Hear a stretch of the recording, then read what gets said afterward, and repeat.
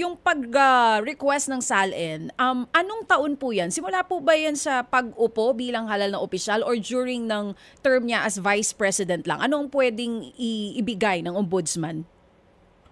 Well, pagdating sa impeachment, the jurisprudence so far existing sa ating bansa at sa ibang mga bansa na kagaya natin ng structure at may impeachment process, ang inaano dyan, yung kasalanan niya bilang isang vice president. Kasi doon ang tinatanggal mo sa kanya. Pangalawa, ipaliwanag din mo natin, yung mga iba na panahon, pwede ho naman niyang subpina for other related offenses or crimes, hindi sa impeachment.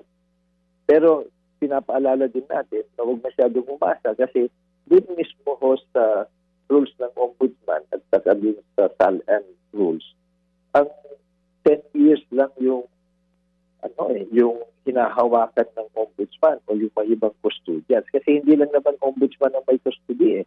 Supreme Court meron, court administrator, yung civil service, depende sa rango at kwanto. At pati Office of the President, meron din siyang hinahawakan.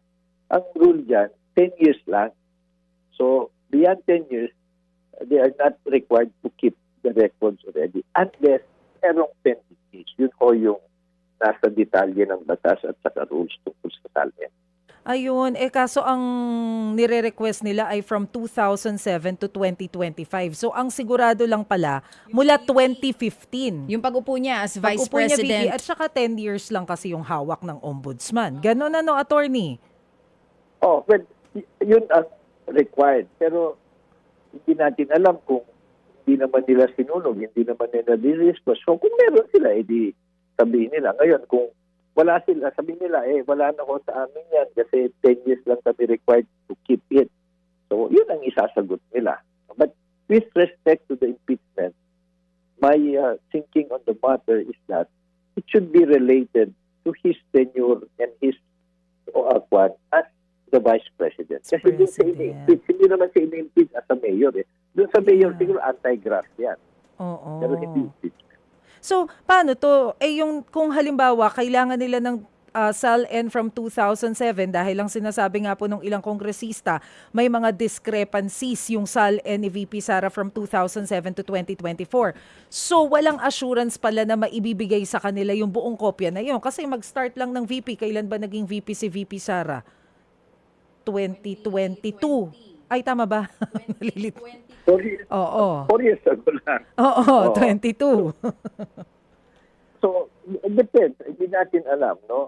Hintayin natin ang formal na sagot ng ombudsman. Kung meron siya, at saka yung one ho kasi, yung sa mga mayor, ganyan, ang hindi na ombudsman humahawak, no? Hindi na custodian, hindi na ombudsman. Civil service na lang po yun. Pero ang sabi nga po ninyo kanina, kung halimbawa more than 10 years ago yung nire-request nila at hindi lang naman ombudsman ang may hawak ng kopya, ang may kopya nitong mga SALN na to, pwede pa rin nilang i-request yan sa iba kung mapatunayan nilang related dito sa impeachment. Kaso nandun yung question kasi VP ang usapan dito. Yes, there should be a showing that it is material and relevant to the ongoing investigation. Ito impeachment case investigation. So it should be in relation to her job as Vice President. Okay. Yung mayor, ibang kaso yan. Kung sa tingin ng ibang congressman na nagnakaw din siya noon, di mag-file sila ng anti-graft case sa kanya. Diba? O ano bang mga kaso na maaring masuportahan ng ebidensya nila. Then hintayin na nila yung ombudsman na magsumbina ng mga records na yan. I see. Pero pag anti-graft case, wala naman immunity to kahit na VP ka pa?